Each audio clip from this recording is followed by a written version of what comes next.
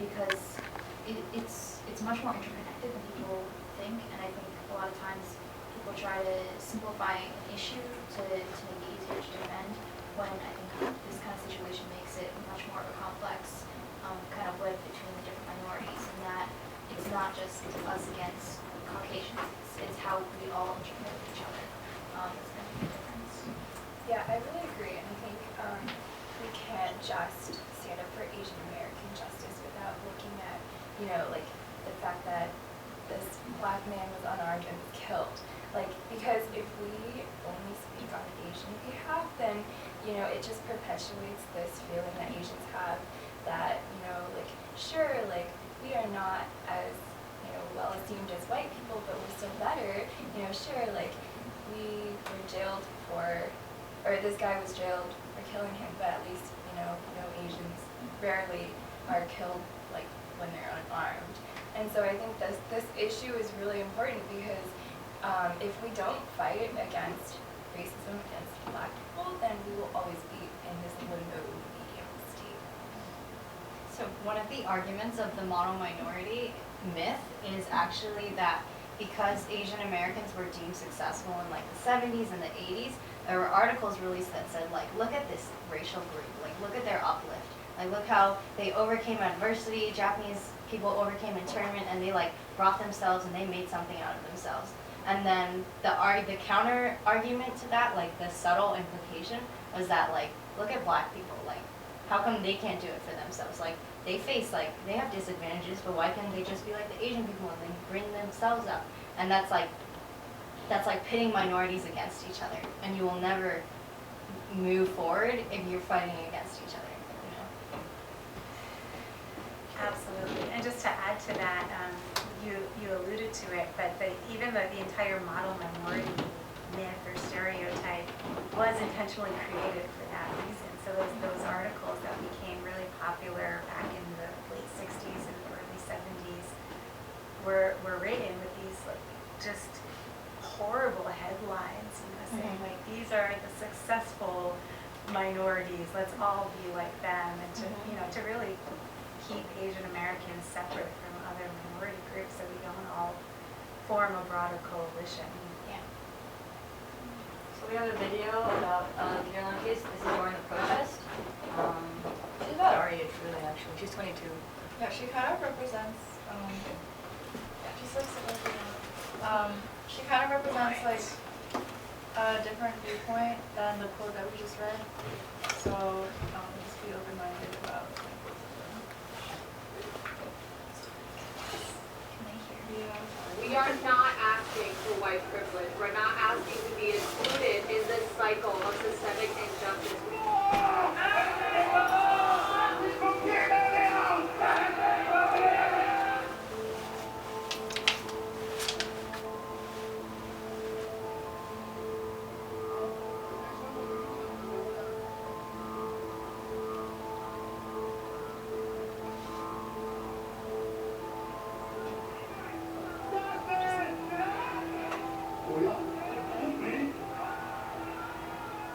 We are angry because we are also hurt by the systemic injustices and the structural oppression and the racism that continues to pervade this country.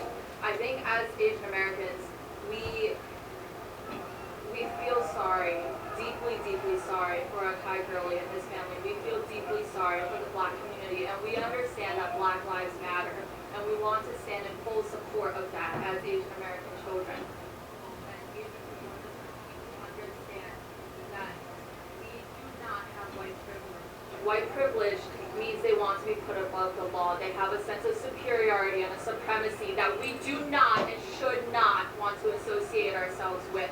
So this protest is not about aligning ourselves with white privilege. This protest is us standing up and saying our system is wrong. The criminal justice system is wrong. It is unfair. Peter Liang took the fall for the sins of a country, and while he should be held accountable for the actions that he took, we believe that the sentencing that comes down in April needs to be proportionate to his action and not proportionate to the sins of a nation. We want all cops to be held accountable, and we want this justice system to be transparent fair. We want white privilege to end because this is not how democracy works. This is not what this country was founded upon. Do you guys have any questions about that? Reactions. Do you think this is the actual general opinion of the protest, or is it like? Do you think that all the protesters think that they don't want the white privilege, that they don't want to be part of like? A lot of them want him to be free, so obviously like they aren't in agreement with her statement, right?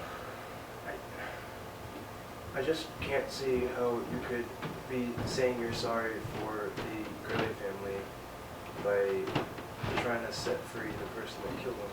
You can't I just don't see how that could work I in think- any shape or form. I think what she was saying about Peter Leung like being held accountable for his actions, but not the actions of every other police officer that came before him. I think she was trying to represent like the crowd's feelings about the overall issue, not just like connected to this specific case.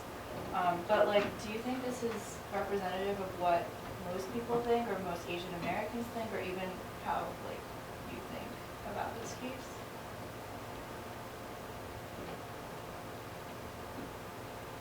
Or do you guys feel like this is the appropriate context to be talking about the larger injustices? Like, do you feel like it's a muddling up or jumbling up of messages thrown into just like this one case because they feel, maybe the supporters feel like it's the only and right time to speak out about, or like where they have the, where they feel like they've been given a platform to speak because of the whole, foreigner insider, I guess, structure. What do you guys think? Back to the question that you asked, I think there might be a difference between immigrants, like Asian immigrants and Asian Americans, because I think, well, as an immigrant, but I was really young, so as like I see my parents, like they don't necessarily want equality in the U.S. They kind of want just a better life than they had in Asia, and they want security, and they want the fact that they came to this country to be worth it. And in that case, I don't think they would think as much about this issue. But then Asian Americans, since we identify more with the U.S. and like we think about the rest of our lives and our kids' lives that will be lived here, I think we might agree with that person more. I could definitely agree with that kind of statement, that it kind of depends on like where you're coming from. I was born here in this country, but again my parents weren't, or my mother wasn't.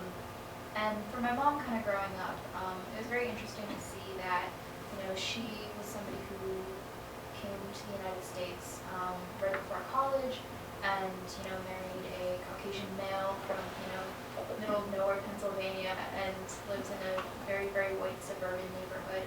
And she spends a lot of her time really trying to assimilate and perpetrate that kind of like I'm an American too, like I'm gonna fit in, and probably doesn't speak up as much, really kind of just submits to a lot of stereotypes, and kind of laughs along with it, whereas I kind of came from a family where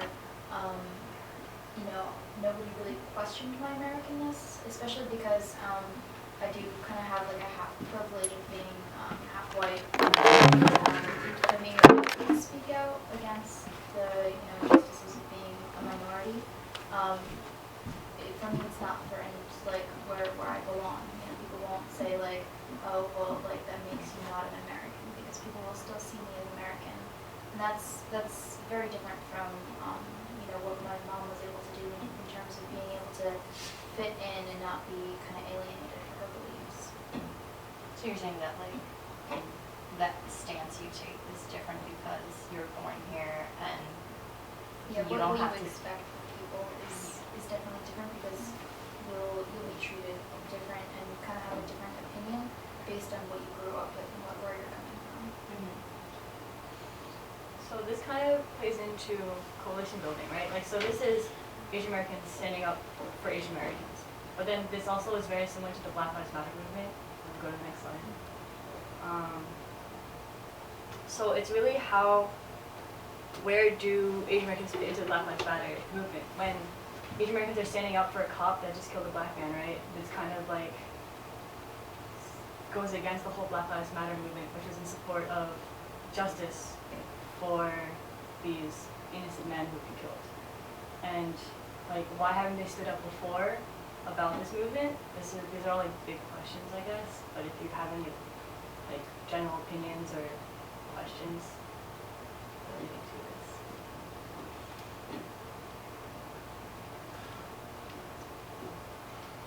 I mean, even the other cases I've heard people say like, oh, like, there's no evidence, like, we don't know. Like, a lot of times, like, people that have used the same rhetoric in this case, it's like, oh, like, it was like a dark hallway and the bullet ricocheted and like it was dark and all this stuff, like, it was used in like Trayvon and like Mike Brown and all these things. So I think I mean, that protest is just like, now it's like us, so like we're gonna vocalize the same ideas we had about all the other people that got killed, in a way, for the people that have been that were at that protest. Yeah. Yeah, so something that strikes me is that we're in an election year right now, and so I'm watching the news a lot and seeing the folks on CNN say, this is what the black vote thinks, and this is what the Latino vote thinks. And you hear nothing about the Asian vote, nothing whatsoever. It's as if we don't exist, and to me that tells me, we're lumped into the white vote category, and I think that goes along with just all the consequences of being a model minority. We're not even seen as, kind of having our own independent